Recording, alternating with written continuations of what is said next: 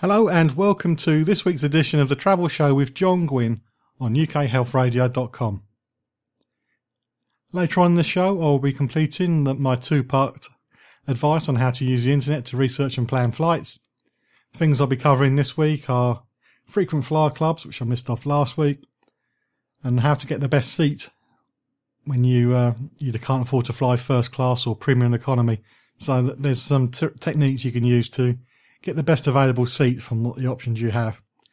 And it can make the difference between having a comfortable flight and a very uncomfortable flight. But that's to come later on. First, though, maybe you've just come back from your holidays. I've still got to go on mine, but it's not far away and I'm really looking forward to it. But perhaps you're one of the lucky people who've been away already. And while you're out there, you got into the whole travel bug. You enjoyed being on a different resort. You enjoyed meeting people. And perhaps the idea of becoming a travel agent strayed into your head. And why not? Being in the travel industry is a great job. Back in 2004, I was a telecommunications engineer fixing police radios and telephones and computers.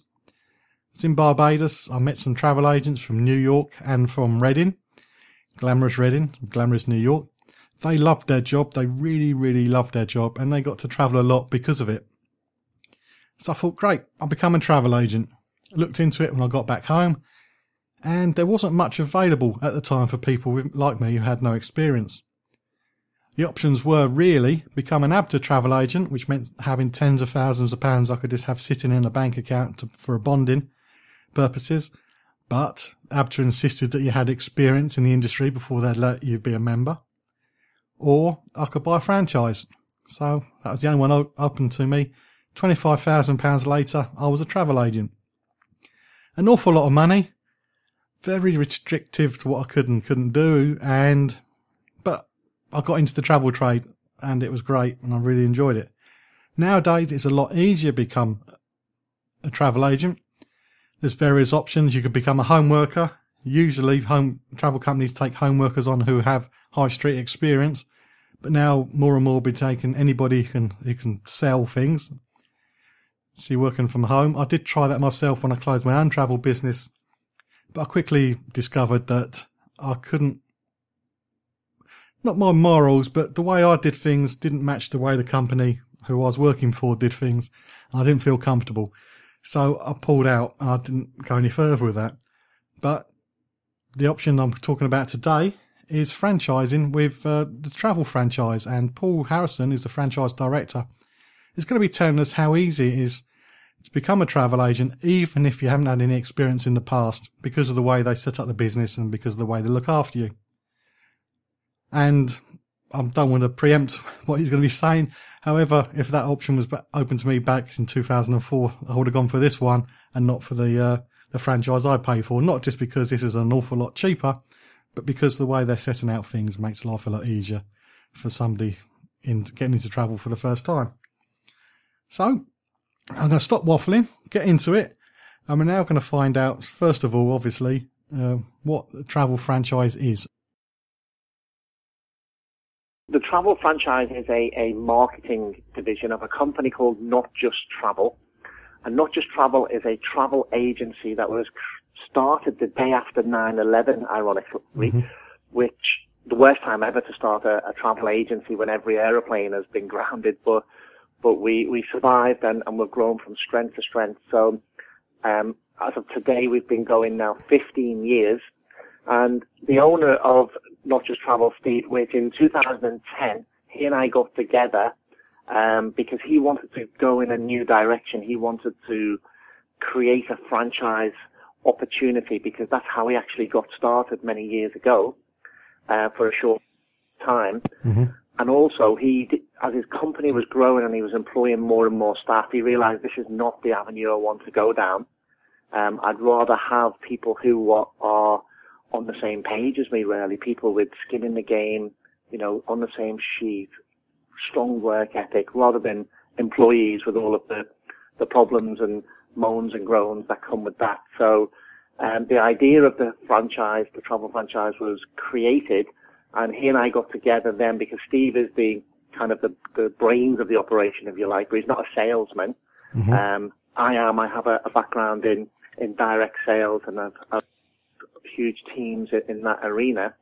And so we got together, the franchise was born, and it's gone from strength to strength since September 2010. Before we move on to how easy or difficult it might be to open a franchise, we just had low-cost holidays collapse. So protecting customers' money is very important. Are you a member of ABTA or do you use a trust account? How do you keep your customers' money safe? Yeah, so our product is sourced from the UK's largest independent buying group. Mm-hmm. This is a company which is going to turn over about £860 million this year. So nearly £1 billion company. And they are fully ABTA bonded and ATOL protected. It's all monies go into a trust account. Mm-hmm. So we leverage the good things from that company. We leverage the ABTA bonding, the group buying power and everything else. In that company, 60% of their business is supplying independent companies like ourselves. And we are the fastest growing company in their independent division, which gives an idea of kind of our sales and growth right now. Mm-hmm. But it's very key, you know, that low cost beds situation is a key thing, John, of if you booked with those, I think I read in the Daily Mail that people got £7.50 compensation if you booked direct with them. Mm-hmm. When it happened, we contacted all of our customers because we booked some holidays or some hotels through them. Yep. We got in touch with our consortia, our buying group. We got in touch with the customers, and every one of them was relocated. Most of the time, in fact, all of the time, I'm sure, to a nicer hotel, because of the way the scheme works. So our customers were actually delighted, even though, you know, this was an unfortunate thing that happened. It's good to hear that the customers are always looked after. That's very important to the show. So I'm glad we talked about that bit. You're listening to The Travel Show with John Guinn on ukhealthradio.com. Still to come on the show, how to make the most from your frequent flyer miles or points. But at the moment, I'm still speaking to Paul Harrison, Franchise Director at the Travel Franchise. We've talked about protecting people's money and who the franchise is or are.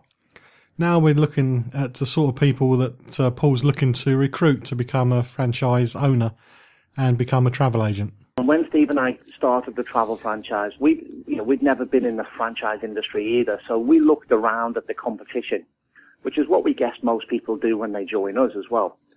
So we looked at all of the kind of the main names that are out there. There's not millions of companies, but there are some good companies, some big established ones, some kind of not so good, if that's the right thing to say. Mm-hmm. And what we thought was, even the good ones and the big ones, they're all kind of like dinosaurs. They're all doing the same thing they've been doing for 20 years.